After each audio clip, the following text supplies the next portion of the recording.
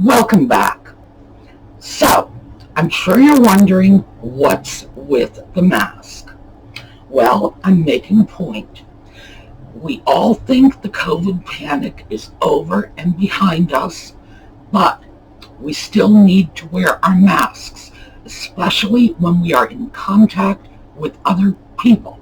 So, mask. That's what we're doing today.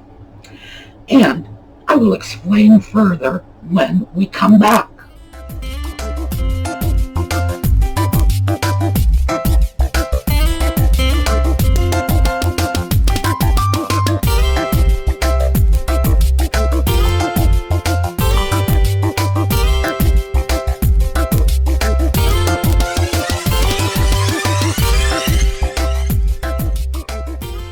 So really, what's going on with the mask? Well, I've got something I want to show you. I'm going to have to put you down. Here. All right, stay. This is Bell's palsy. All right, yes, I'm petting you. Give you a better look. The entire left side of my face is frozen. As you can see, I'm talking totally out of the right side. Let me see if I can raise my eyebrows. Right one goes up, left one, nothing. Okay. Yeah. All right, sweetheart, I love you. Go away. So what's the deal with Bell's palsy? Well, Bell's palsy is the result of an inflammation of the 7th cranial nerve. That's the one that moves your face around, basically. In my case, it's on the left side. Ordinarily it hits one side of your face, and the difference between what Bell's palsy looks like and what a stroke looks like is a stroke usually hits the lower half of your face. Bell's palsy hits the entire half of your face. And by the way, that's not supposed to give you permission to diagnose yourself or treat yourself, but just a little FYI. So, what happens with Bell's palsy is that nerve gets inflamed and all right, stay. It's not going to work. He's not going to leave. The nerve gets inflamed, and the thing that inflames the nerve most commonly is a viral infection. And the most common kind of viral infection that goes after this is a respiratory viral infection. So guess what COVID-19 is? It is a respiratory viral infection. And the CDC says that up to 50% of people with COVID-19 have no symptoms. They're completely asymptomatic, no idea they are sick at all, period. So you're walking around, doing your thing, and suddenly you look in the mirror and this happens. I do not know if this is the result of COVID-19. My doctor is on vacation this week. My appointment is first thing Monday morning. 9 o'clock, I'm in her office, believe me. And the first thing on my list is you test me for COVID-19. Because it's my only risk factor at this point. Now, there are some other risk factors for Bell's palsy, but this is the most likely culprit. Why? Respiratory viral infection. And I had absolutely no idea whatsoever. I'm still not sick. I did the Wordy Wednesday video Tuesday evening, and I am doing this on Friday evening. So take a look. It was that fast. I was sitting down at the computer looking up some evergreen shrubs and suddenly felt a little tingling, and I looked in the mirror and was like, oh my God, Bell's palsy. So,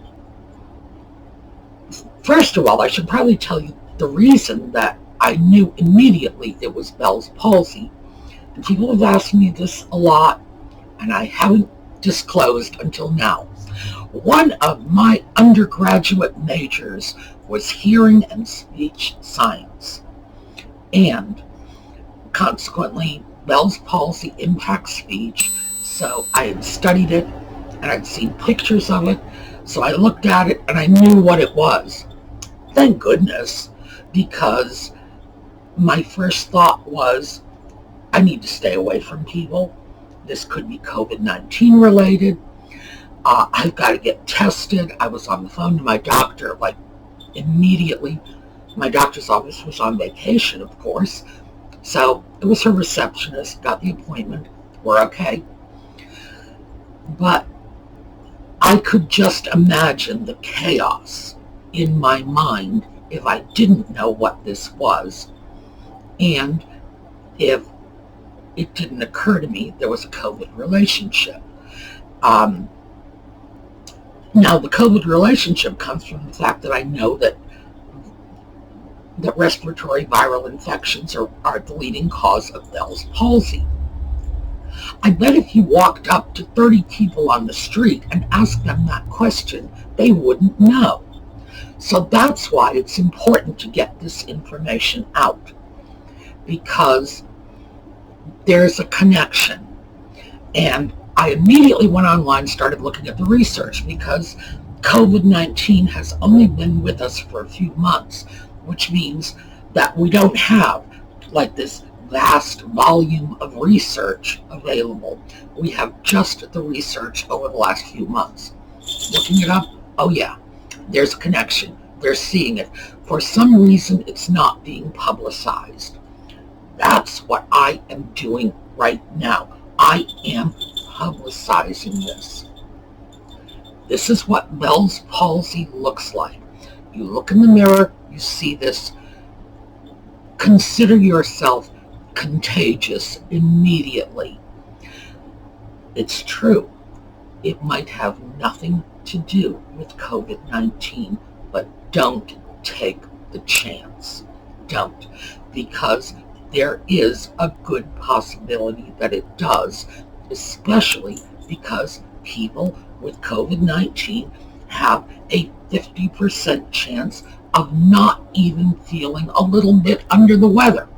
And I can assure you, other than this mess, I feel fine. There's nothing. Stop that. Audie, you're being naughty. He's up to no good. I feel fine other than this. And the reason that I started off wearing a mask is because I wanted to make a point that, quite frankly, with enough makeup and enough careful video editing, I might well have gotten away with not sharing this. And I know, it's just like, I know what I look like. This is frightening. But you need to know. People need to be aware of this, because when you have a condition like Bell's palsy that is brought on by a viral infection, while at the same time you have a viral infection circulating the globe that can leave 50% of the people, 1 out of every 2 people, without any symptoms, any knowledge or understanding that they might have a highly contagious disease, that they might be spreading it, that's dangerous. That is absolutely dangerous.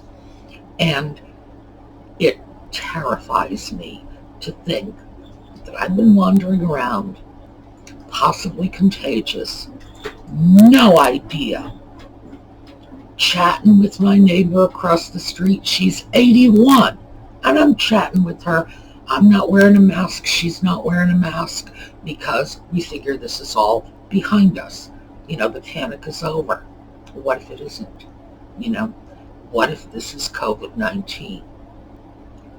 It's frightening. So I wanted to share this with you. I want you to see this, to recognize it, so that if it happens to you, you know what it is and you know what to do about it. Now, first of all, in most cases it's temporary. A few days, a few weeks, a few months at worst.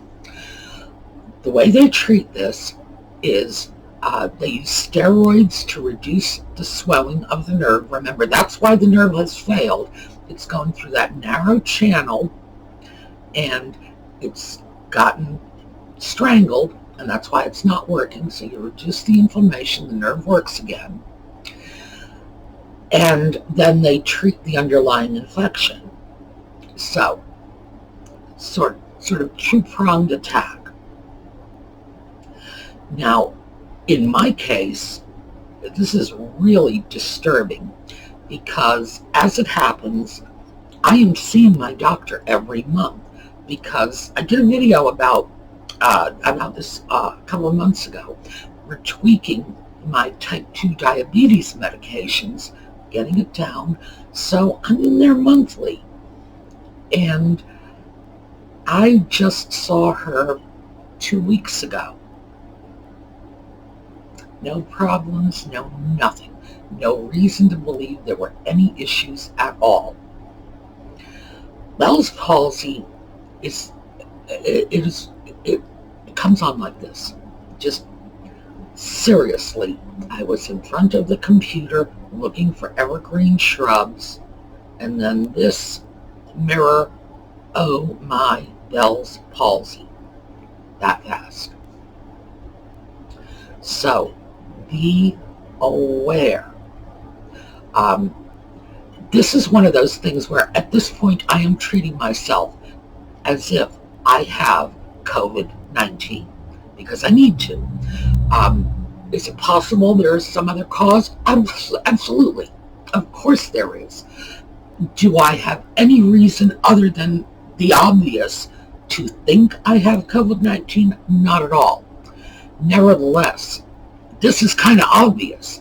This could be like a giant symptom, a slap you in the face symptom. And it was very troubling to me to see that doctors were already making the connections, but the information is not out there. And it should be. It definitely should be, because this is a potential symptom of COVID-19. So, be aware.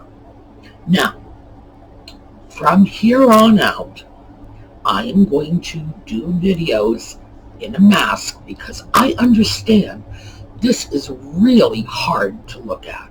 I know, believe me, I'm looking at it. I know what it's like. This is probably extremely unsettling for some of you. It's unsettling for me too. This is like, ugh. But, 1, temporary. 2, treated immediately, right away. And I know what the treatments are for this. And fortunately, I keep a very nice little pharmacy in my cabinet. So I was able to go in and grab a couple of the drugs they use to treat it, which I happen to have on hand. That really worries me when I think about it. I could treat Bell's palsy out of my medicine cabinet. That is telling me I just have too many drugs in my house. That's just frightening. But, yeah, that's weird. But the other thing I want to share with you is, if you're out in public, if you have contact with other people, wear a mask. Absolutely, wear a mask. And I know it's just, you look at it, I'm not afraid of a virus. I'm not afraid of a virus either. I've been saying that all along. I am not afraid of a virus. You want to look like this? I'm afraid of looking like this. This is scary. So, Don't take chances. Treat this all very seriously. And as I say, from here on in, I'm going to keep doing videos. I'm sure you'll all recall I didn't miss a single video when I had my knee replacement surgery. And that was a lot more involved than, a half-working face. But as I say, I will wear a mask. I don't want to unnecessarily distress people. So I'll just, little mask. And you won't have to see it. And we can pretend it doesn't exist, which I would like, frankly. But, hey, don't worry about me. I will be fine. This is temporary. I've already got it under control from my own drug stash. And once I actually have a real doctor involved, boy, there'll be no stopping me. Temporary, it will be dealt with. Other than this, I am fine. I don't even feel in the least under the weather. Nothing. But that's the truly frightening part about this. That I had no warning. Nothing. I had no reason to assume I had anything at all wrong with me. Obviously, if I thought I had a virus, I would have gotten treatment immediately. And the fact is, I don't know for sure that I have the virus. What I do know for sure is I have Bell's palsy. And the factors in Bell's palsy are herpes can bring it on, diabetes, but my diabetes is in the pre-diabetes state. At this point, my A1C levels are so low, it's very unlikely this has anything to do with it, but it's possible. Age is not a factor. Bell's palsy hits people, it hits teenagers, so that's not an issue. The most likely is a respiratory viral infection, and it would have to be a respiratory viral infection with no symptoms. So what are we looking at? I think this is one of those cheese to the math. But the takeaway from this is, do not think you are out of the woods. Wear a mask when you're with people. Even if you are not afraid of the virus, it's not about you necessarily. It's about the people you come in contact with. Every year I get a flu shot. I'm not afraid of the flu. Every 2 years I was getting a pneumonia shot until somebody had told me I was getting way too many pneumonia shots. I'm not afraid of pneumonia. I've never had pneumonia in my life. I don't even think I'm a good candidate for pneumonia. The reason I do it is because I take the short bus. I use paratransit because I'm blind, and the people on the bus are people with disabilities and the elderly. And I don't want to get on a bus with somebody who's in their 90s and have the flu and kill them, basically. So, do I get my flu shots and my pneumonia shots for me? No. I get it for the people with whom I have contact on a daily basis because they are vulnerable. So, wear your mask. If you don't do it for you, do it for the people you have contact with. All right, so this is it. Short video.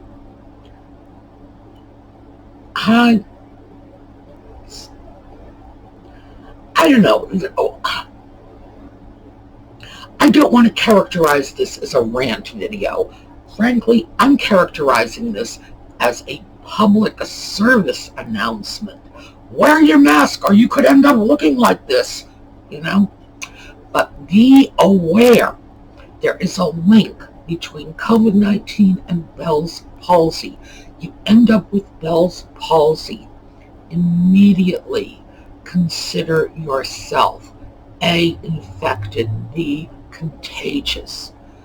And consider yourself so until somebody tells you you're not. That's the thing. So, here we go. And as I say, I'm going to continue doing videos. I'm going to do it in a mask because I don't want to disturb anybody unnecessarily. I don't want to disturb myself either. I don't like looking at this. So, we will see you tomorrow. You will see me. I will be looking like this. We will have some fun. And you will have to put up with my lousy pronunciations. It is the ones that give me the trouble. Here's a heads up for Wordy Wednesday. Labiodental fricatives. My F's and my V's are really hard. So, I'm going to have to try to think of words that have no F's and no V's in them. Other than that, we are going to be fine. We are going to move right along, and I will keep you all posted. Meantime, have a great day, and I'll see you tomorrow.